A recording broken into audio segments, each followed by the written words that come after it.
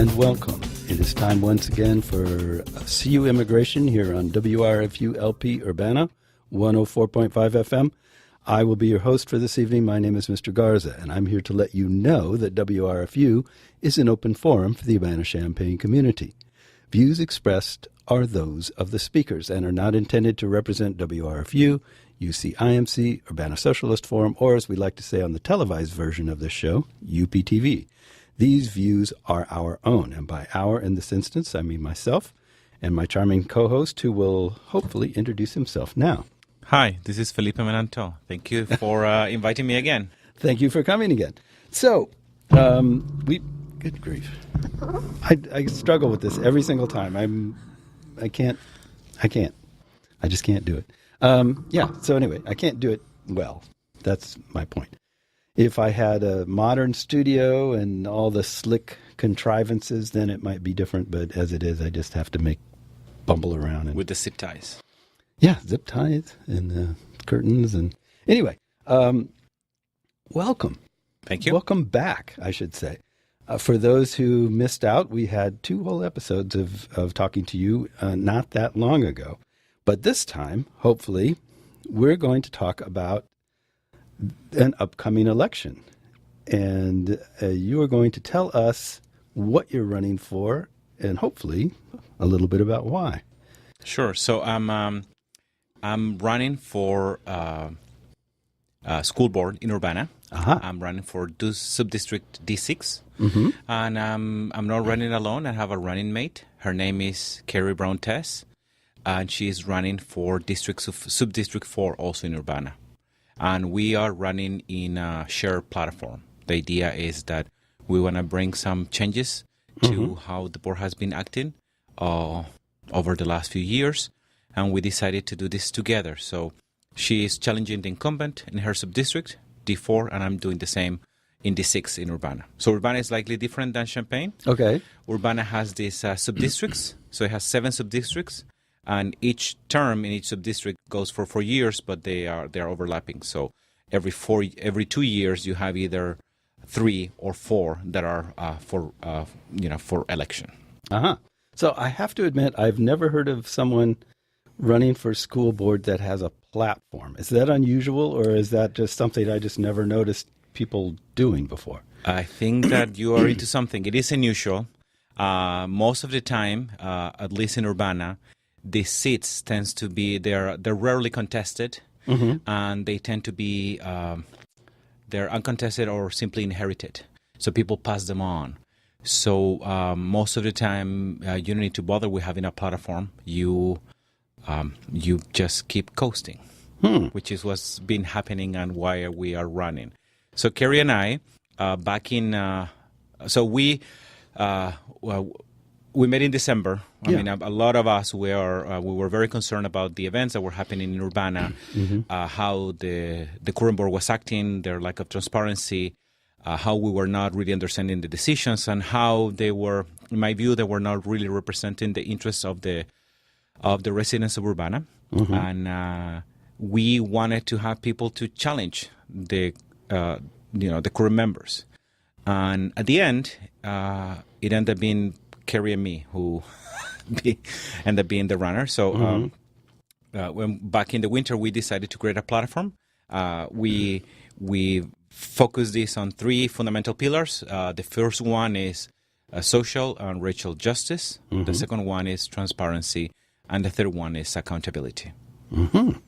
Okay, so briefly, I'm sure there's a lot more to this than you could probably want to answer in a short time, but briefly, what does the school board do exactly?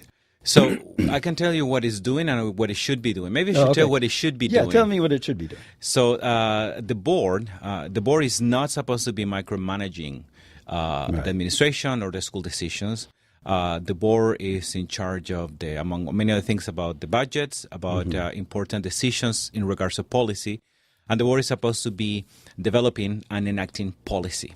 Okay. And then they study, and then they should consult the constituents, and then they should enact policy and guide our city in the best policies and strategies to make the best education and the fairest of the educations for all of our students that we're serving. How many different schools? We have probably 6 elementary schools, and then in addition to that, we have 1 middle school and 1 high school. Oh, okay. So that's thousands of students? It is thousands of students. In addition, we also are in charge, the Urbana School District, USD 116, is also in charge of the Division of Adult Education.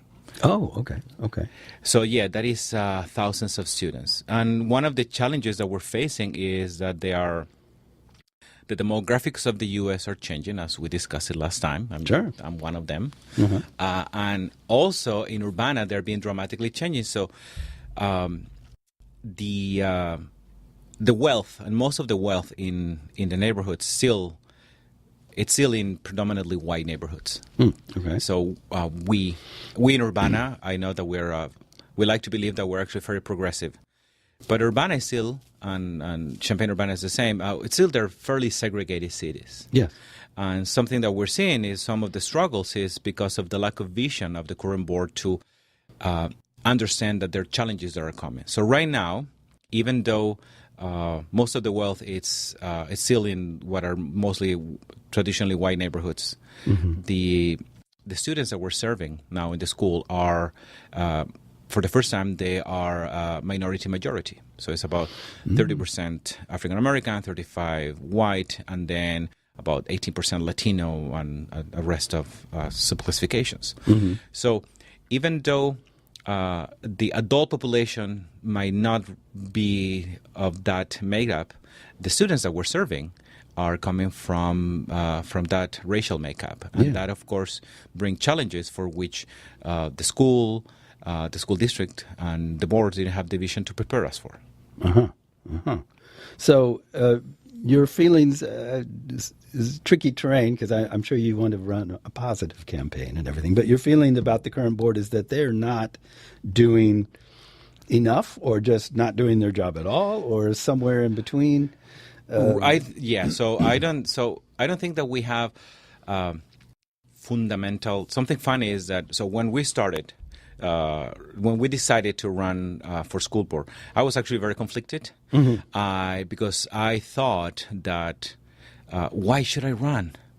Right? Probably the people in the board are going to represent our interests much better. After all, this is Urbana, right? So I know that the members are going to have probably the same progressive views that we have, and they're going to be trying to address these challenges of the 21st century head on.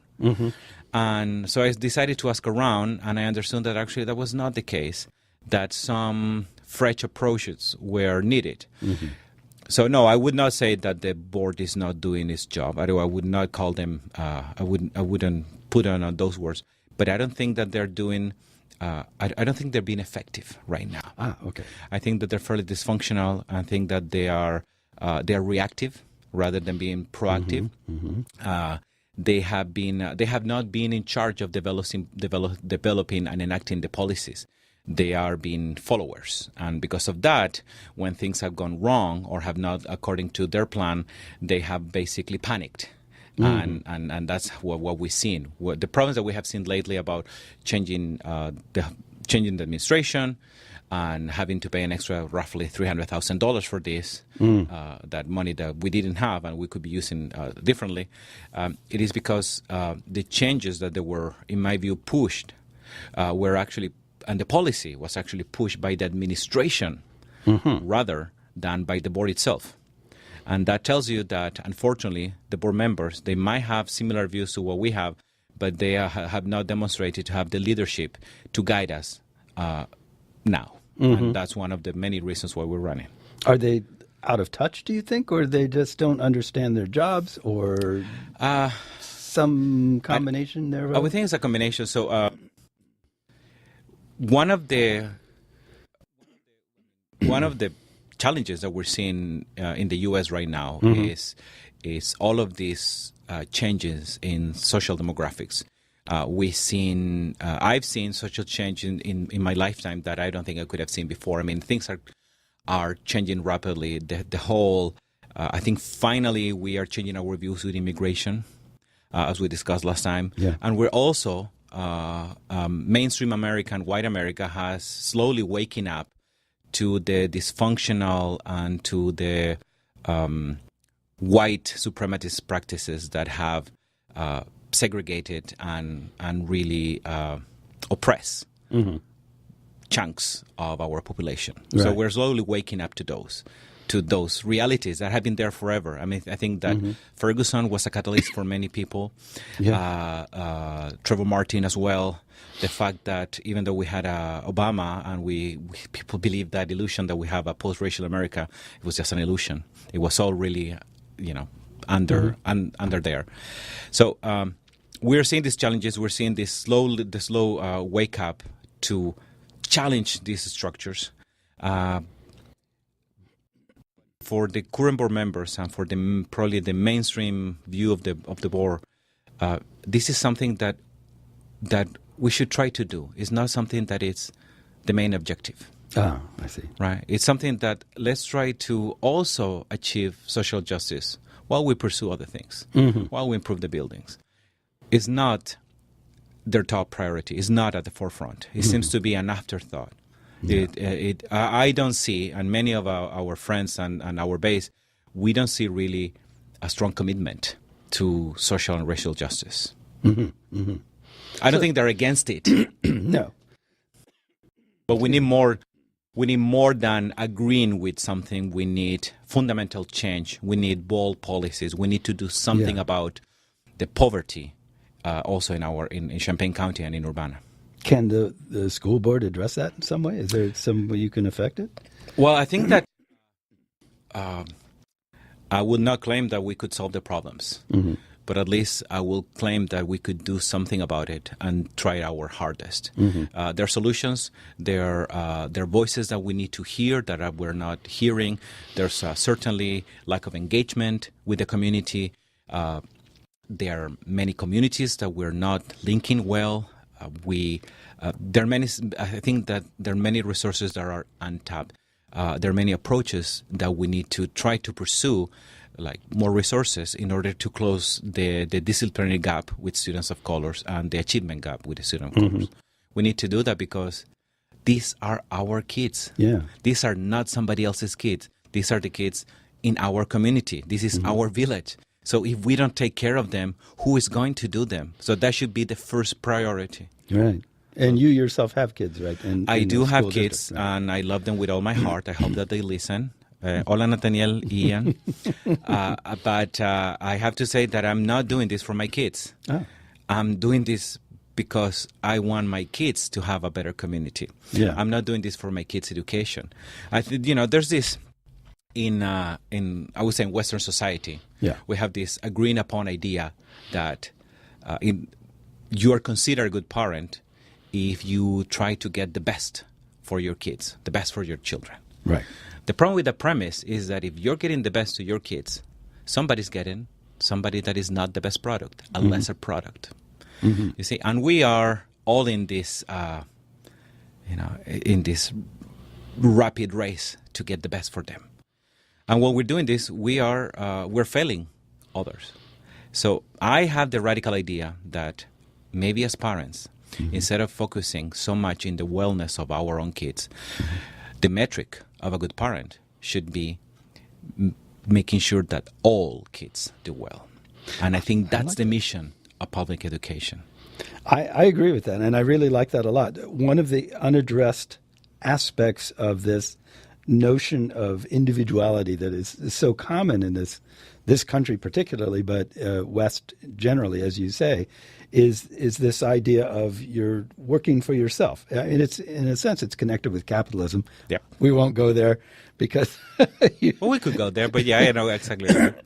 I mean that's tricky terrain for the average listener who's like, what? Wait, what's wrong with capitalism? What are you, a communist? That the point isn't that. It's that it's tied in with this notion of people work best when they're working for themselves or their own self-interest. And so the concept seems to be everybody can advance if we're all looking out for ourselves. But as you point out, when someone has the best, that means someone has second best and third best. If you're divided up like that, then it's apportioned depending on luck, circumstance, a head start, privilege, all sorts of different things that go into where you end up. You know, where you start out has a lot to do with where you end up. If I start here, I'm going to end up there a lot sooner than you if you're starting back here. So I like that notion that your job is to look out for all the kids, not just your kids. Like, if you said, I'm doing this because I want my kids to have the best education possible, it's sort of the other kids are kind of an afterthought, really, to that. And I guess that's what you're saying, right, is that I'm consciously deciding that I'm doing this for the community, not for my kids. Exactly, right. And I want to, so there are 2 points that I wanted to address. One is that when you're saying that about capitalism, that is, or the notion that we only improve or really reach success when we do something for ourselves, for our own interests. We give our best when it's personal. For us, right. But if we, and I think that is largely correct, but you can flip it a little bit and say, what if my happiness is actually the welfare of my community? Yeah.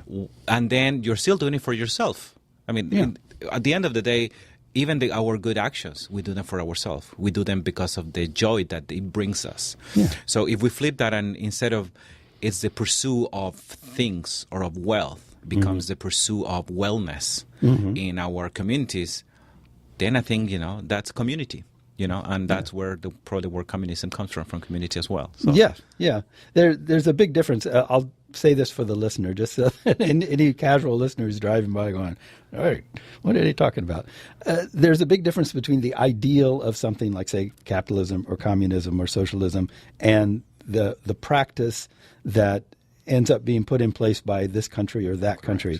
It's a huge difference. So don't be confused by these words. And think that we're saying, Russia was a lot smarter than the U.S. because they were doing, we're not saying that at all. Russia was never any more communist than China was or is now. And if you think about our families are communities. Yeah. You all work for ourselves. We all try to help each other in our families. And that's kind of like, and that's why families are so important for us humans. That's how we protect it ourselves. So the other point that I wanted to make was about this idea of trying to get the best, and instead of actually getting the best, try to do the best for all kids. It's not something that only board members should do. Right. I think this is how parents, all of us as parents, should be the metric for being trying to get the best, because these kids, the kids that are now getting the best. It's not that these are our kids. They're part of our community. Yeah, we need to kind of like understand that. I mean, at the end, the whole planet is our own community, but we can make this in subsections, and it's still here. Yeah, I like that. I don't want to distract you too far though from your message, because this is we're getting all philosophical about it. So, it's fine. It's fun. As far as running a campaign goes, how do you do that for something like school board? I mean, do people pay attention? Are you finding that people are like, yeah, I'm really concerned about the situation and I want to hear what you have to say, or how are they reacting to you? Well, I think that for the first time in maybe 20 years, people are paying attention in Urbana to this election. And that is because Kerry and I, we're running as a block. And we our coalition is called Partnership for Change. Yeah. And we are our idea is that if things work out and if we both get elected, we will both be in the board and we will have the same. We will not be alone. We have more momentum. We will have the critical mass to push the changes that are needed. You don't want to have just one progressive voice that then gets ostracized, as it happened in the past. Yeah. So how do you? Yes, and people are paying attention. I would say that.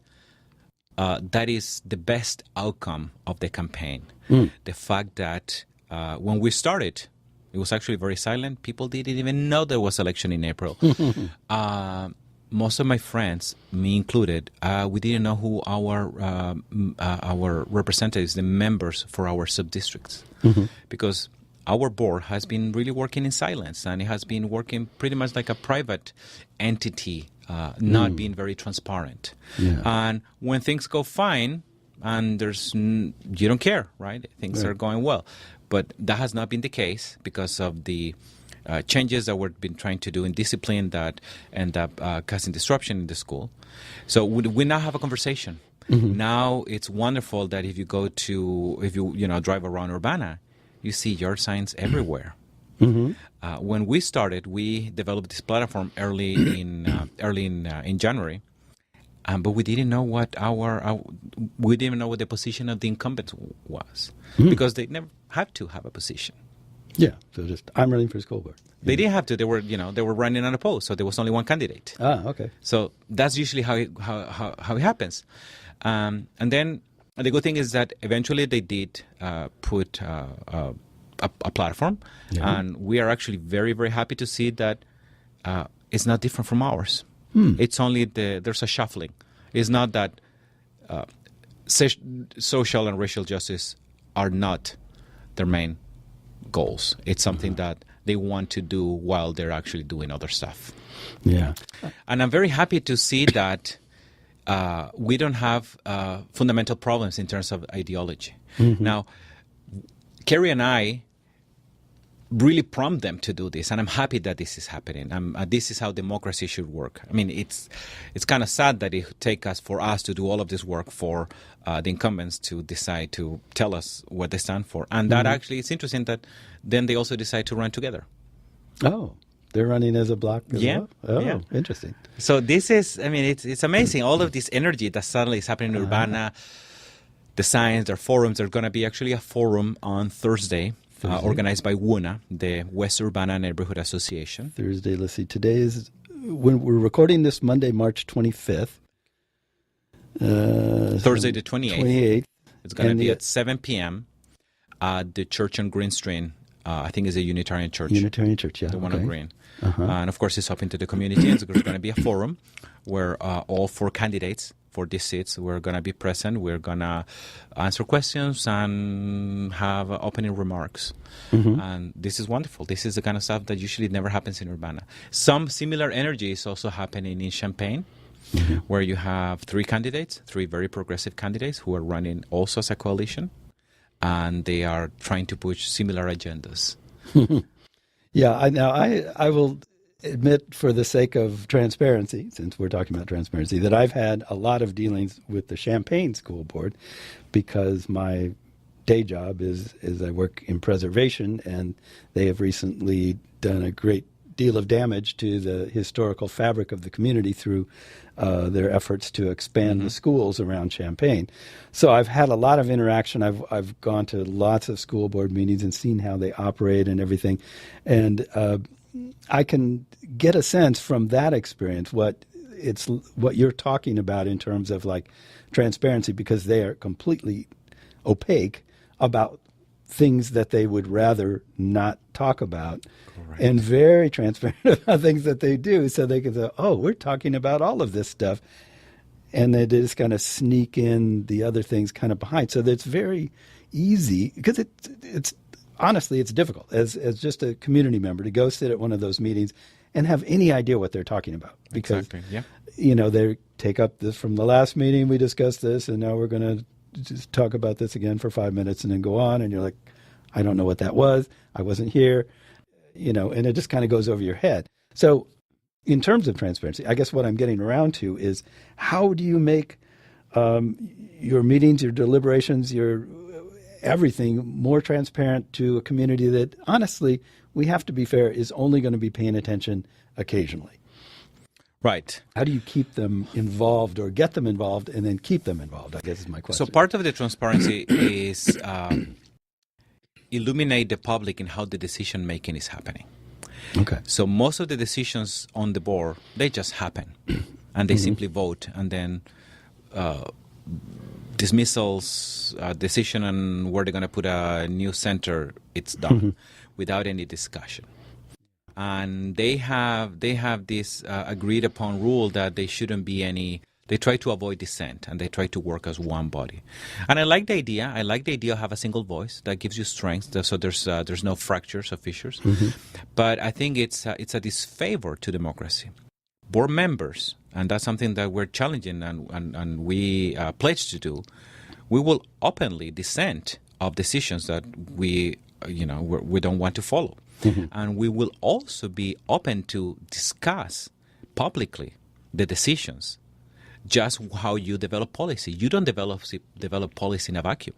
You consult. You form small committees with experts and people respected in the community who have voices, and you try to bring all of those voices together, and there's an open discussion, and then after that hopefully you reach some kind of consensus, and then you can develop a policy. The decisions, so that's the lack of transparency. The decisions simply happen. You don't know who motivated that decision, who was the person, but then you see that the votes are 7-0. Do they get together in private and talk it out, and then just go and meet and vote on it in the meeting, or how does that? So there are open meetings, and there are also closed-door meetings. What happens in the open meetings is that there's actually very little discussion. They simply vote and they agree, and it seems to me that they decide to agree on this beforehand. Must be. They don't just all come in and go, oh yeah, I am with him. Exactly. And then the other problem is that there's no good space for the community to express themselves and consult and raise their concerns. Yeah. So there's I guess it's the same in Champaign. There's a period of open comment where you can have 5 minutes. But it's simply 5 minutes and there's no reply, and it's like a marathon. Yeah, I've done that. They just sit there and look at you and say thank you, and then they talk about something else, and you're like, oh. So that is not a good model. I'm not saying that we should get rid of that, but we should have other avenues where board members can engage with their community, and that's something that we're sorely lacking. Yeah. So something that I pledge to do is that I will have coffee hours or office hours, and once a month I will sit in a coffee for hours with my laptop in case anybody wants to drop by, and they can talk to me, and they can do one-to-one, and that can be that then they feel more confident to express their opinions, and that will be a good idea. And in addition to all of the more formal, open committees that they will have, from where we can get input about the concerns from the community, rather than this marathon 5 minutes that go for hours. Well, we're approaching the end of the first half hour here, so I want to make sure we get this. Your candidate forum is when again? It's this Thursday, March 28th at 7 p.m. At the Unitarian Church on Green Street in Urbana. That will be before we air on TV, but after we're on the air live right now, and I will make sure to get this up on YouTube at least before then, so at least somebody can see that. But unfortunately, probably most of our viewers are with UPTV, and they'll miss that. But when is the election itself? Election is April 2nd. That is next Tuesday. April 2nd, next Tuesday. Okay. And so it's coming soon. Your partner's name is what again? It's Carrie Brown-Tess. Carrie Brown-Tess. And she is running for Subdistrict 4 in Urbana. Subdistrict 4. And does all Urbana vote on all the subdistricts? No. I see. These are chunks of roughly 15 by 15 blocks. Oh, okay. So in my subdistrict, I have about 4,300 voters. So at least your campaigning is pretty targeted. It is pretty targeted, but it's still, it is gigantic. Something that I would say that we could continue talking about this, right? And then second half. Oh, absolutely. Yeah. We can talk about whatever you want. Okay. Let's continue. So I would say that the running for public office in Urbana, for me, a Latino immigrant from Chile, is kind of like the farthest thing from my mind that I ever had. Like, it's not something that when I grew up I say, when I grow up, I want to run for school board in Champaign, in Urbana. But living in a community like Urbana makes you a little bit of an activist. And as we discussed in the last visit, I've learned a lot, and I've learned a lot about the social issues in the U.S. And I learned mostly from my friends, from the people that I met who have educated me on all of these social issues that I was simply not aware. I was not aware because of my bringing of privilege in Chile, by the fact that I did not grow up in this country, and maybe because I feel that I have a debt that to repay to this community for being so welcoming, I felt that I had to, put myself out there to be the face of a movement. Yeah. And in reality, I'm just the voice or the front for all of my supporters in the community, all of the people who I'm representing. So Yeah. I'm basically the front and probably the person with thick skin to be the voice of our community, for the progressive voice of our community. Something that has been wonderful about this is that I met. This is a really crazy enterprise. I had a lot of support from my partner and from my kids, and I have the fortune to feel all of the support and the love from my friends.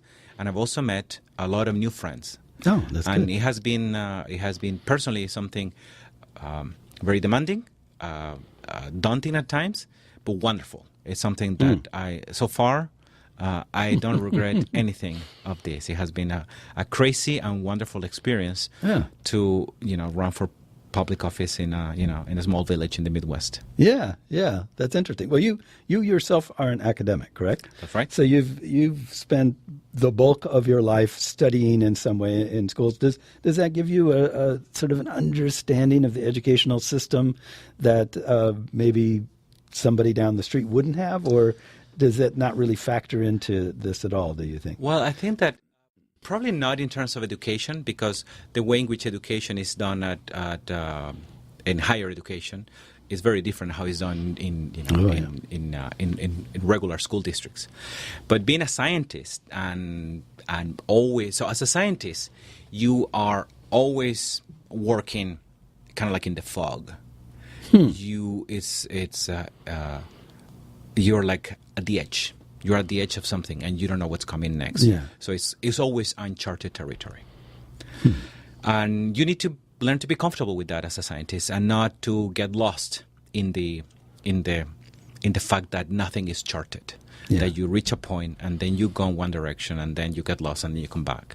So you always have to be comfortable in that. So as a scientist, you're used to that. As an investigator, as a researcher, the other thing that you're used to working with people that have very strong opinion and gigantic egos. Really? No kidding. I would never have guessed that. So you need to learn how to convince people with arguments and not by bullying them. You need to learn to, and also gain their trust. And you need to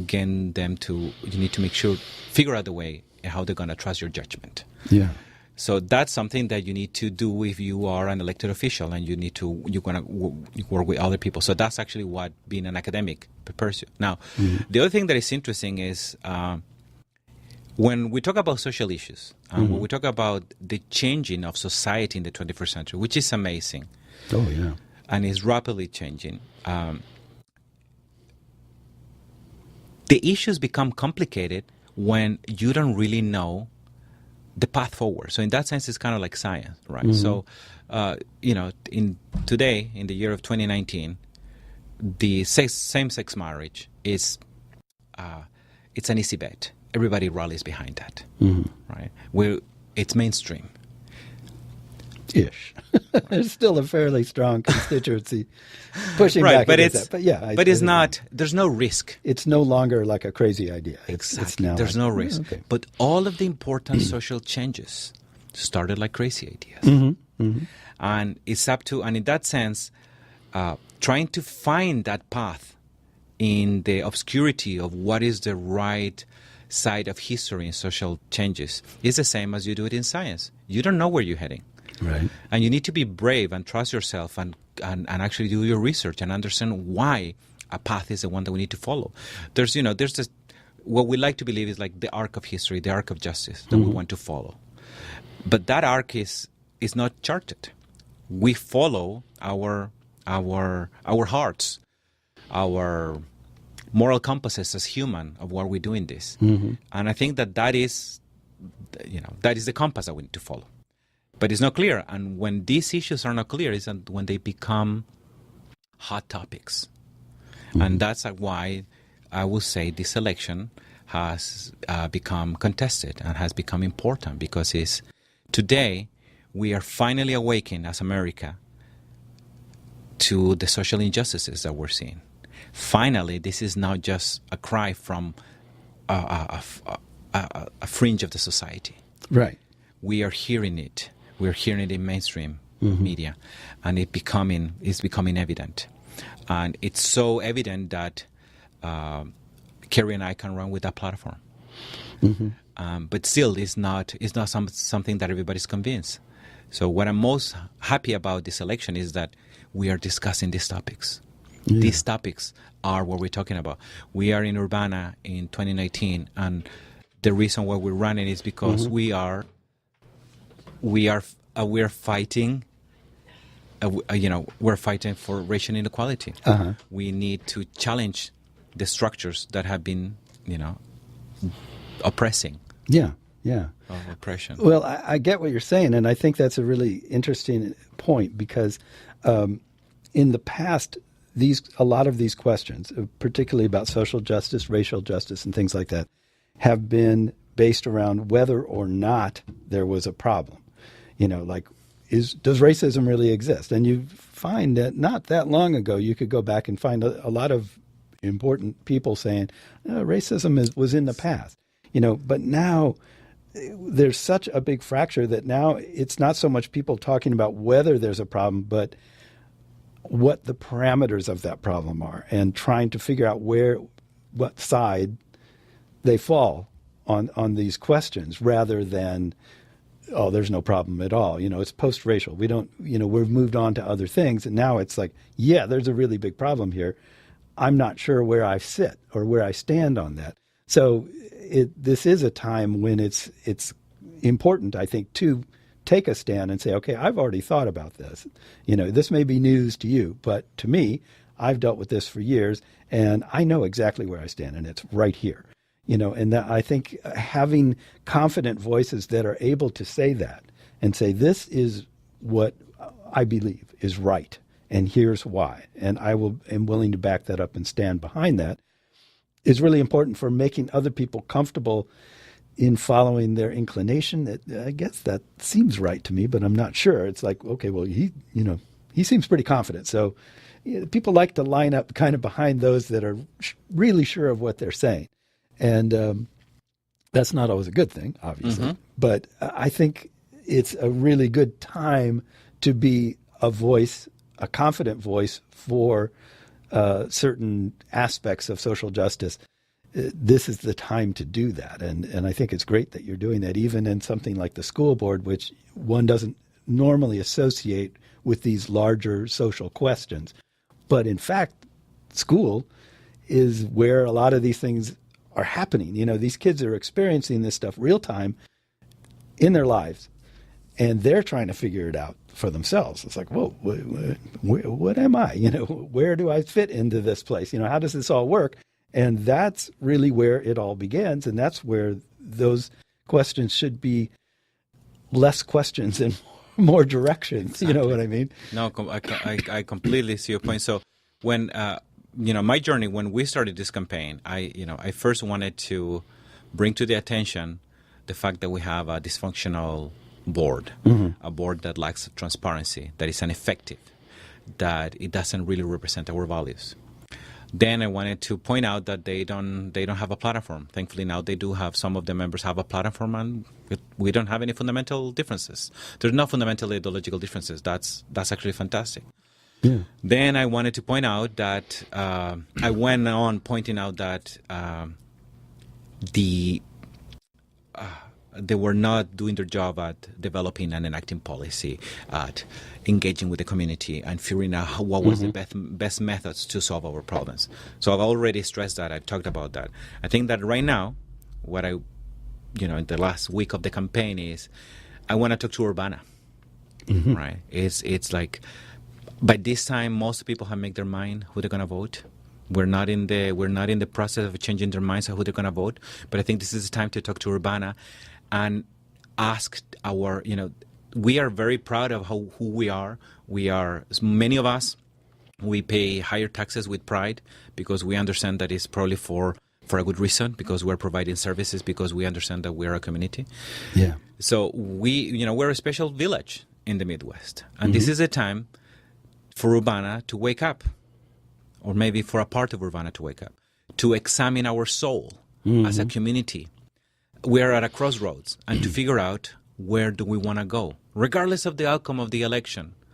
I hope that we use this as an impetus to have these conversations, to say, where do we want to focus our energy? What are we going to do to desegregate our schools, to desegregate our cities, to make sure that we have more mixed communities. We still have, Urbana is highly segregated. The level of, and also Urbana is very poor. We need to wake up to this reality. So Urbana is about 18 points higher, has poverty that is about 18 points higher than similar communities like Normal, like Lafayette. It's even poorer than Champaign. So we need to wake up to that reality, and we don't need to panic, but we need to do something about it. And we need to use the combined privilege that many of us have, the education that many people have who are artists, who are academics who work at the university, who are activists, community members. We all have these resources, and I think that if we decide that this is a problem, we wake up to the fact that this is a problem that is not unsolvable. It's tough, but I think we can do something, and we pull all our energy together. We might make a dent. We might push forward, and I think we should all feel very proud that then we can become an example of how to solve this without any directive from Washington or from Springfield. We can do it because we as a community look ourselves and decided, regardless of who gets elected on April 2nd, we decided this is the course that we want to follow. We have woken up. We have seen these structures of segregation, this strike of white oppression that have been affecting not only Urbana but the rest of the country, and we have decided to do something about it. I hope that that's my greatest desire for this election, and that's, if you ask me, that's the reason why I'm running. Winning will be a fantastic after effect. But the fact that we could finally get the community talking about this, and when I talk about the community, I'm talking about the students, I'm talking about the teachers. Many of the teachers who work in our district, they live in Urbana. I'm talking about the parents and the people who are retired, who don't have kids, but they still, they're still paying their taxes, and they stay in our community. You see a lot of retired people who stay in Urbana. They don't go to the Sunbelt. They stay here because the quality of life is fantastic. It's intellectually engaging. So people decided to stay here. Have there been any events in the schools? I've been only tangentially aware of what goes on because I don't have kids, and I'm not. I just have a lot going on. It seems to me some things have been going on in Urbana recently. Are these involved in some way with your campaign, or was this after you already started your campaign and it's just proof of what you've been saying? Or right. So you could say that one of the main reasons why this is all boiling up is that the Urbana School District decided a couple of years ago to change the methods in which discipline is done. Okay. And they went from a strictly punitive method to something that is called restorative practices or restorative justices. Yeah. And that is, so following that directive, I've said this many times, is not a matter of opinion. It's actually guidance that we have received from the Department of Education, from the state of Illinois. And they're very clear guidance that we have received in order to avoid the number of suspensions and expulsions, in order to keep the kids in school longer, and as a way of stopping or clogging somehow the school to prison pipeline. Okay, so I'll interrupt you just briefly. So in the past, I'm a kid, I get in trouble for something, I do something, I would just be either expelled or suspended. First suspended, then then expelled. Now, what happens to me if I, let's say, get in a fight or right? something? So what Urbana the school district decided to follow was the idea of restorative practices, which is not, many people who did not like the approach, they said that it's not discipline and there are no consequences. But in reality, there are consequences and expulsions, suspensions. They're still available. It's still part of the toolkit. I would say that the intent of the spirit of discipline is different. It's actually at restoring harm rather than applying a punishment. So the idea of restorative practices is more holistic, and it's not just about discipline. It's a very complex method of mostly of behavior and how you carry yourself in life, and it takes years to be implemented. And years ago, I don't know exactly, I think probably about 3 or 4 years ago, the community started talking about this, and I think that there was enough buy-in. And again, this was mostly pushed by the administration and not by the board. Urbana School District decided to start implementing this and start moving away from, there's still suspensions and exposure, but they tried to move away from this. And one of the things that happened at this time was that the school district decided to remove the deans. And the deans is kind of like one layer of discipline that happens between the teachers, between the students and the teachers. So it's a resource that the teachers have to maintain discipline. And some of these deans were in charge of keeping the discipline in the halls and across the school. And this was the same in the middle school and in the high school. But there was clear evidence that the number of suspensions for African American kids and in general for students of color was highly biased towards them. So a solution needed to happen, and the deans were removed, and everybody in the community liked that decision. Actually, many people in the community disliked that decision. Many of the teachers disliked that decision. I'm not sure if I agree on how it was done, the implementation, and that led to discipline issues last fall. So this happened over the summer, and then last fall were discipline issues, and there was a serious uptick of problems of violence, of fights, particularly I think in the middle school and the high school. So that upset a lot of the parents. Sure. But what is interesting is that you hear this in the public hearings, and you hear this on and on again from parents, particularly white parents. They go and say, "This is not about color; this is about discipline." Right. But then you go and hear, and let me be clear, I think that everybody should be safe at school, right? Yes. So I'm not saying that we should compromise on safety, but then we were led to believe that we needed to choose between social justice or discipline. They kind of make them incompatible, and they're not incompatible. I think we should do both. We need to provide safety for the teachers. We need to provide an environment that is conducive of learning, but at the same time, we need to keep pushing to change the structure. So that create concerns of safety from the parents, and you could see in the public comments how actually you rarely hear a parent who is African American complaining about the removal of deans. It's really, the views are completely segregated. So and that tells you that our community, it is divided, and it is divided on again in what is best for our kids. Yeah. So when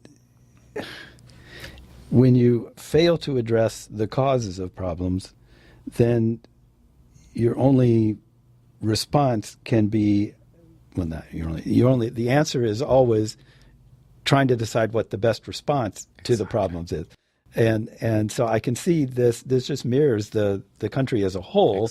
With we need more police. We need longer jail terms. You get these people who are just like convinced that the solution to crime is more punishment for criminals, not how does someone become a criminal, not how do you decide who is a criminal and who isn't.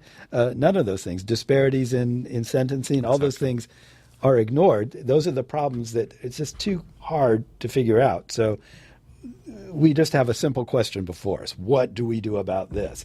Do we lock them up or do we play nice? That seems to be the same thing playing out in this microcosm of Urbana exactly. that in the nation. And I think that we could do better. I think that we could do both. We could provide safe school with a discipline system that closes the the racial gap in discipline. I think it's possible to do both. We should not be afraid of our students. Now, and then something else that we should not ignore, and we need to talk about this, is that the fights and the discipline issues that we see in our community are just a symptom. It's like the fever is not the illness. Right. So what we're seeing is that we're seeing the poverty, and we know that violence and crime is associated with poverty. People don't decide to go in a life of crime. It's actually it's completely associated with poverty of neighborhoods. We know that this is not news to anyone. It should have. So we're seeing the problems of our community that some people don't want to maybe face. We're seeing them also percolating in our schools. Right. And we need to do something about it. And we need to do something that tries to help all the students. Right. I don't think we should be focusing on getting more Chromebooks and more screen time for our kids. I think we need to be focusing on making sure that we address, that we catch the kids. We need to start earlier. Probably by middle school it's too late. One of the reasons why suddenly we wake up to this, or we face this issue, we kind of like acknowledge them, is when we go to middle school, and where everybody now is in the same school. Before, when our kids go to their neighborhoods, primary schools, there's a sheltering that comes from the neighborhood, primarily from the neighborhood. Yeah. And then suddenly you just wake up to the harsh reality in middle school that you need to then mix with everybody in your town. And before that, actually, they were segregated. Yeah, exactly. So that's part of it. And we're not talking about that. We should. Well, it's an important point, because when starting at middle school and up into high school, you have the norm, whatever the norm is decided by the community. This is the way everyone's supposed to behave. But everyone didn't behave that way prior to this. They adapted to their particular environment, and they had their own rules and social rules. I mean, that fit their, what am I trying to say? Their specific little community.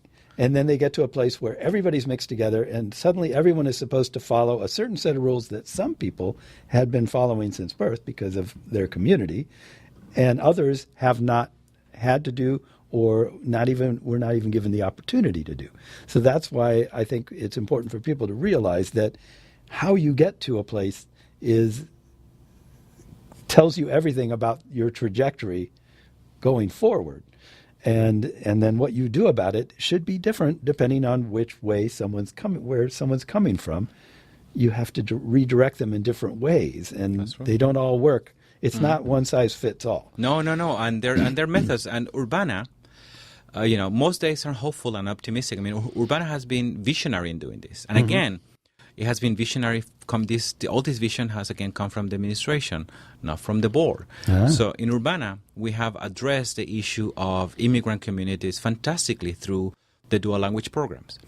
So my kids go to the dual language program, and the dual language program in Urbana started in Spanish, and it started at the Leal Elementary School, and then it also opened again in Dr. Williams, which is another of the primary schools. And the idea of the dual language program is using language as a tool to integrate immigrant communities. And we're not talking about the immigrant communities of academics that are coming to the U of I. We're talking about poor immigrants that are escaping violence in Central America. They're escaping poverty, and they're coming here in search of opportunity, and they don't speak English. Yeah. So Urbana has done fantastically, and the dual language has been a success despite the initial reticence of the board.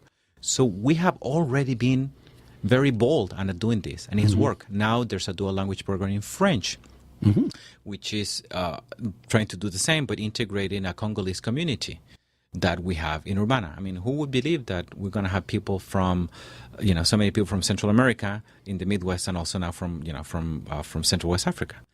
But Urbana is doing it. Is doing it well, and these experiments have worked largely very, very well. Now we need to look at ourselves and say, what are we going to do now to integrate the communities with the kids who were born here, but in the other side of town? Mm-hmm. How are we going to integrate that?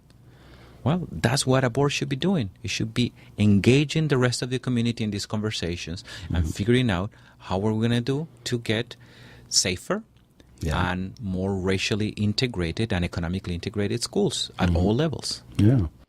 We're nearing the end of our hour here. And again, time flew by. Yeah. So I want to make sure that we get these points out there. First, the forum is on Thursday, correct?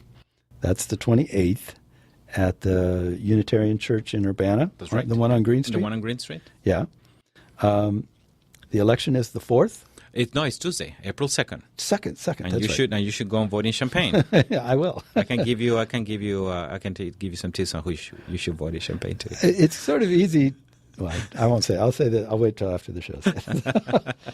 Because I don't want to offend anybody. But yeah.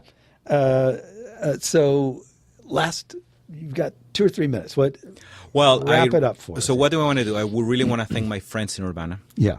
Hopefully many of them are at home writing postcards, and I'm gonna head there pretty soon. I feel extremely fortunate to be here as an immigrant and be the face of a movement. And I have to say that all of the campaign, all of the advice, it's done by very strong, mostly Midwestern women who know how to do this shit excellently. And I'm in constant admiration of them. Yeah. So that's what I want to say. That sounds great. Once again, we've run out of time here at the CU Immigration Show here on WRFU LP Urbana 104.5 FM. I would like to thank my guest, who you will hopefully be soon I can't talk, who will hopefully be the next school board member, one of 2 new school board members who will be elected next Tuesday. I'm not telling you who to vote for, but if you watch this show or listen to it and you can't figure that out by now, then I'm sorry, you weren't paying attention. But I really appreciate your coming on and talking to us, and I hope you'll come back again sometime. There's probably more to talk about. Absolutely. In the meantime, I hope you, the listener, will tune in again, and we will see you some other time. Thanks, bye.